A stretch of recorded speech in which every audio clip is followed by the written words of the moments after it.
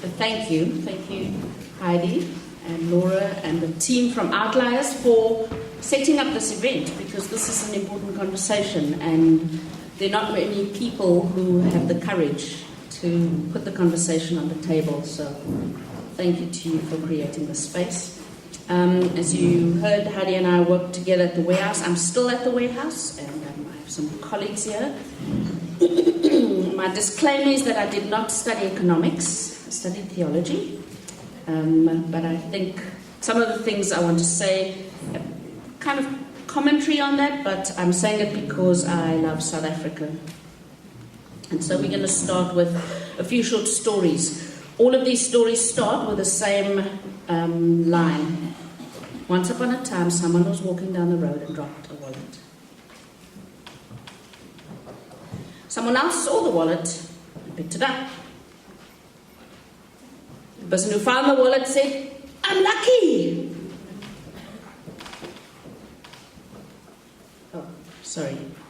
The person who lost the wallet felt sad. The end. The next story. Someone was walking down the road and dropped a wallet. Someone else found the wallet and they returned it to the person. They said, "You're a saint." The end. The next story. Someone was walking down the road with a wallet. Someone else wanted that wallet. So he beat him up and took the wallet. Thief. And then the person who took the wallet told themselves a few stories about why it was okay to take the wallet. And as I studied theology, some of these reasons were biblical. Some of these stories told this person that actually they're not bad, they're a good person. They didn't mean anything bad by it, so surely it's not okay. What happened next was an act of self-protection. To make sure that the person couldn't get their wallet back, they created some laws that made it illegal for that person to own a wallet in the first place. And so after a lot of unrest and protest, they decided to declare freedom. Everyone could now have wallets.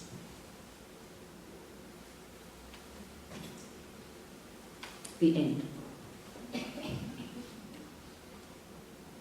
We're here tonight because we don't know how this story is going to end.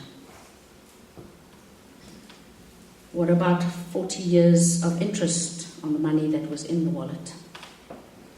What about 40 years of pain and loss? You see, this wallet could be anything. Anything that became fair game during our country's history. This wallet could mean education. It could mean land. Could be in healthcare. It could be good public transport. How will the story end? Offsetting your inequality footprint, I should say my inequality footprint, is an important conversation because according to Murray Leibrand, who's an economist at UCT, he got hold of the budgets for education in 1966. And so R2.50 a day was spent on every black child's education. 17 Rand on every coloured child's education. 22 Rand on every Indian child's education. And 47 Rand on every white child's education. And so what does that say to me today? Well, I have to offset the footprint of the privilege that I've gained through this education system. I'm not an economist or a mathematician, but by my calculations, I should ensure economically that at least 4 people make it through school from grade 1 to university because I have a tertiary education. And so this is some more stats that was taken from, I'm trying to remember his name, Murray Lebrun, in 2010. All the people, if all the money in South Africa was 100 rand, one person would own 87, and 5 people would share 1 rand unequally.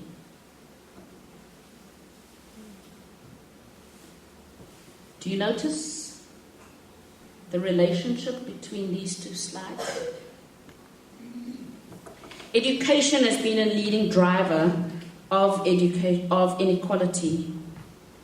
And so I think the thing I want to put on the table this evening is not rocket science. It's simply to say that inequality was a plan. It was a very effective plan. But there was strategy, there was intent, there was a timeline, there were systems put in place to create inequality.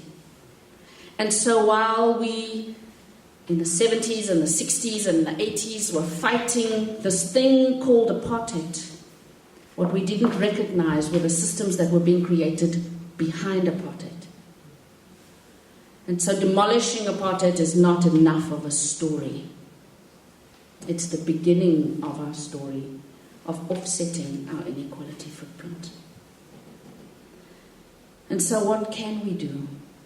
What should we do? Township schools were a plan. Don't build decent roads. Let's not put in good toilets. Prefab classrooms. Terrible blackboards. No textbooks. This is my, when I speak to white people, accent. But I grew up in Mitchell's Plain. And we had 42 children in my class. There were only room for about 35 desks. And so I was one of the people who was happy to share a desk. Meant I could sit next to a cute guy.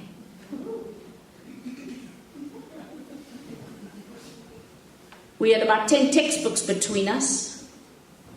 And, excuse me, at least 10% of our teachers were in detention all the time. Arrested for their involvement in politics. And so if there are any spelling errors in any of these slides, I blame it on my education. But I realize that I'm one of the lucky ones. Because into my life came relationships and social capital that created opportunities for me. And yes, even though I get a call back, I realize that I'm here because of a community. When I went and studied, there were a group of ladies from our church who met every week for Bible study. And they took up a collection for me. And every month they gave me 25 rand towards my toiletries. I'm privileged today because they cared to do something. It wasn't an offset of an inequality footprint, but they realized that they had something that I needed. And so in them doing something about it, I got to not have smelly armpits. I had a choice to pay fees or transport. And so because I was paying fees, I used to hitchhike. And there was a man who picked me up one day, and he said, "You should not be hiking. It's dangerous." I said to him, well, I don't have money for transport. He said to me, well, you wait right here every day. I come by here at about this time, and I will make sure that you get there safely. And so he used his car privilege to offset our inequality footprint. I'm here today because of him. I don't even know his name.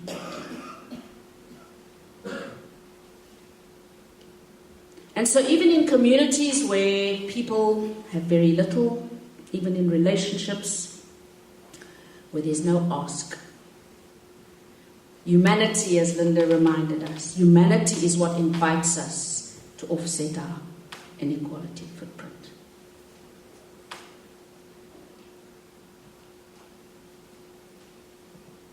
This invitation this evening to offset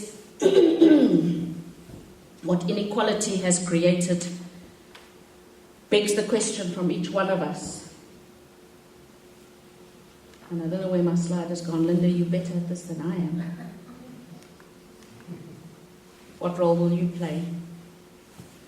What role will you play in the ending of this story about the wallet? You see, a friend of mine says, if you take my wallet and then you return it to me a few years later, that's not restitution. That's just the right thing. And so while I don't want to disagree with Heidi, because you shouldn't, we are here to talk about restitution. We are here to talk about restitution and education. I'm not here to talk about that. I'm here to talk about the right thing. If you were in the same race classification as I was in South Africa, then we have some work to do. We have some children we need to educate. And if we're asking questions, well, how do I do that? Where do I start? There's outliers. There's a start. There's I see you, another start. There's common change, another start. Just in this room. There's a lot we can do. And it's actually very easy. At a Restitution Foundation conference, we had a psychologist come and speak to us. And he started off by saying this. Psychology is a profession that exists only because people do not want to face up to reality. And so a multi-billion-dollar industry is created, including medication and professionals, based on the reality that we do not want to face reality. And so I don't know where you find yourself in that spectrum. You know, we're all on the spectrum. Living in denial. I don't know where you are on that spectrum, but on that spectrum, each one of us finds a story that makes it okay for us to stay there. And so the invitation tonight is, can you enlarge your story? Can you enlarge your story to remember that inequality was a plan, and we can make a new one? That bad education in this country was a plan, and we can tell a new story about that. You and I, in this room. There's actually enough of us here. And that might be as simple as joining a political party. My mother always told me, don't talk about politics. Join a political party, raise your hand and say, I'd like to put education on the agenda, please. And then when it's time to vote, write to your political party and say, what's happening with the education bill? Write to the DA and ask them, what are we doing about education? And what are we doing about free transport for children to come to school? There's a story happening in Kraaifontein right now, where people have been displaced. They've been offered land, that's all you hear on the radio. They've been offered a place, and they're saying, now why? Because it's 6 hours away from the school.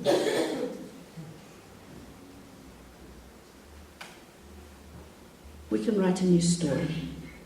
And so as we think and consider and live in denial and pray and wrestle with everything we've heard this evening, What role will you play in that story? Who could you partner with? Whatever your response is, I'll give you one clue. Your response has to affect your bank account. And if it doesn't, there's no offset. And so please join me as we continue this journey of being intentional about coming up with a plan to offset our inequality footprint. Thank you.